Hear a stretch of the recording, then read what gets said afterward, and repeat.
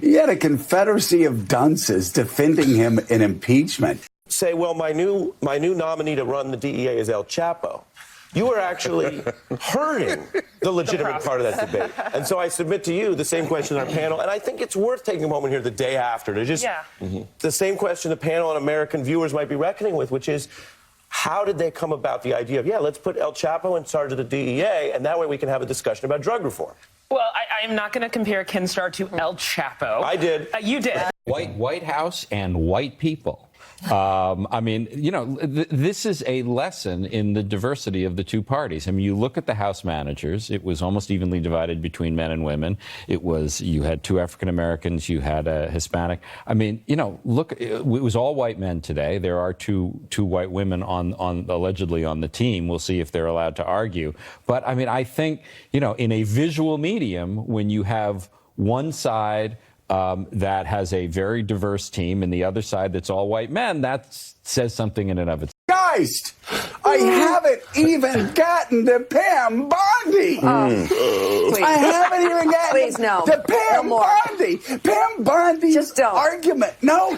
Is there a tissue? Can I get some help up here? Can I have a witness? Here you go. Pam Bondi. Oh my Lord. Preach.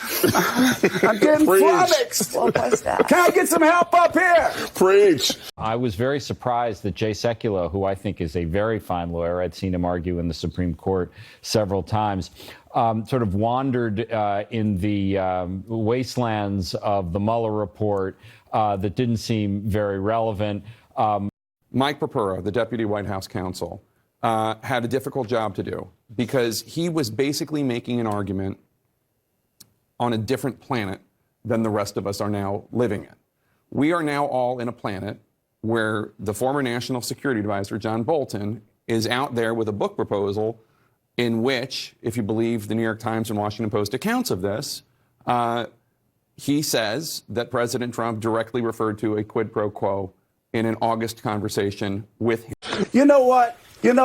I'm like James Brown. I've done my thing. Need the cape. He needs to throw the sheet off of me. Put the blanket I on got to walk off stage. I'll throw it off and come back. No. But this is all I can handle. This confederacy of dunces yesterday. I seriously, these people lowered the collective IQ, not only of America, but of the Western world by at least 24 points every hour they spoke on the Senate floor. Hard to make this